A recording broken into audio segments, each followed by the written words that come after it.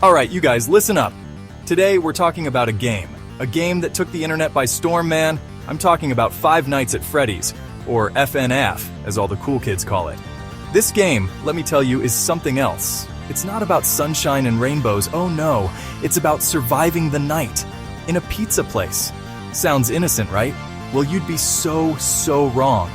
It's designed to make you jump, to make you scream, and it does a fantastic job, believe me. So, what's the big idea? You're a night guard. Yep, a security guard. Your job?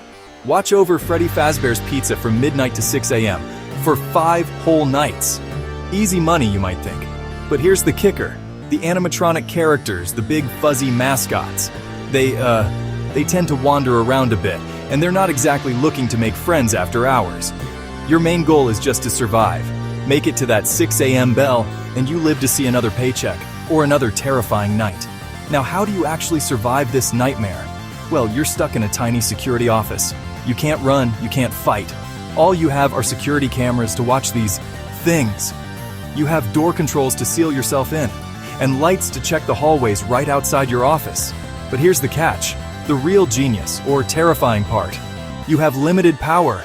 Using cameras, doors, lights, it all drains your battery. Run out of power? And well, it's game over, man. Game over. This power limit is what makes everything so intense. You have to be smart.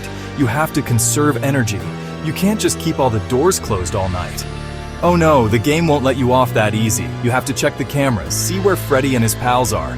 Then quick, decide, do I close the door? Do I risk a peek with the light? Every second, every decision, it counts. The dread just builds and builds as that power meter goes down. It's a masterclass in tension, seriously. Let's talk about the stars of the show, the animatronics.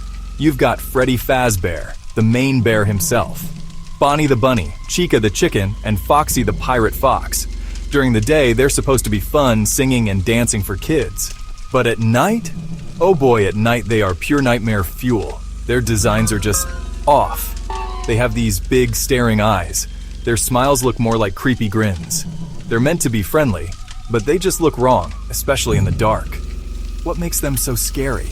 It's that whole uncanny valley thing, you know? They look almost human, almost alive, but not quite. Their movements are jerky, unnatural. Imagine a giant metal animal slowly turning its head to look right at you, in a dark hallway. Yeah, no thanks. Plus, they're huge, towering over you. And they're not just standing still. They're actively hunting you. That's the terrifying part. They're not just objects. They feel like predators in this game. These animatronics, they don't just stand in one spot. They have patterns. They move from room to room, getting closer and closer to your office. Bonnie might appear in the West Hall. Chica could be lurking in the East Hall. Foxy, oh man, Foxy will sprint down the hallway if you don't watch him enough on Pirate Cove's camera. You start to learn their routes, their tells. But sometimes they surprise you. That unpredictability keeps you on the absolute edge of your seat, heart pounding. And then there's the lore, the story bits hidden in the game. Phone calls from the previous guard hint at stuff, bad stuff, incidents. Why are these animatronics acting this way? Are they haunted? Possessed? The game doesn't spell it all out. It leaves these creepy little breadcrumbs for you to find. This mystery makes them even more terrifying. It's not just random monsters. There's a dark, twisted reason they're after you. And that, my friends, is truly unsettling. This game, it's a master of using sound, or sometimes the lack of sound. The atmosphere is thick with creepy noises. You'll hear distant footsteps. Are they getting closer? Whose footsteps are they? Sometimes you might hear a distorted laugh or a weird, garbled song. It's all designed to freak you out, to make you paranoid. And then, there are the moments of silence. Pure, terrifying silence.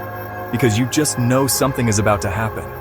That silence can be worse than any noise sometimes. Lights play a huge role too, mostly by their absence. The pizza place is dark, super dark.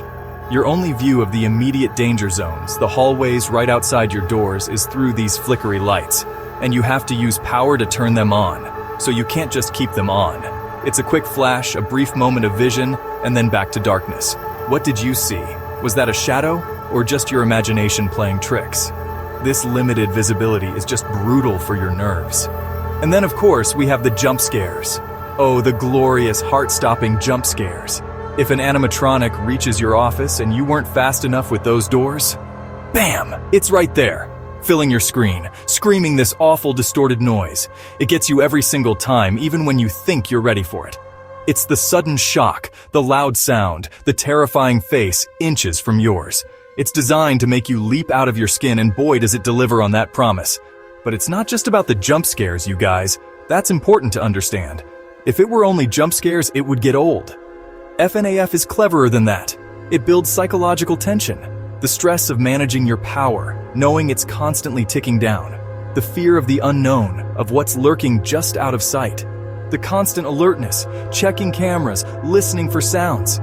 It wears you down. So when that jump scare finally comes, it's like a release of all that built-up tension, a terrifying, scream-inducing release. So FNAF didn't just scare players. It became a huge thing online. I mean, massive. YouTube, Twitch, everywhere you looked, people were playing FNAF.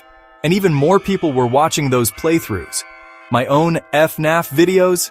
Man, you guys loved those. And I loved and hated, in a good way, playing it for you. There's something incredibly entertaining about watching someone else get terrified. Sharing that fear, that excitement. It's a whole community experience, which is awesome.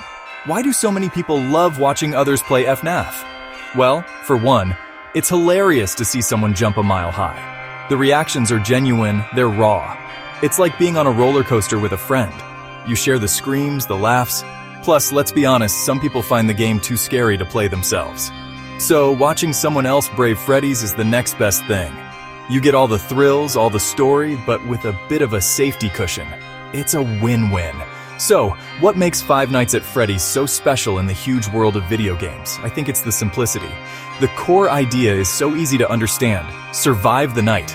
But the execution is brilliant. It creates so much tension with so few mechanics.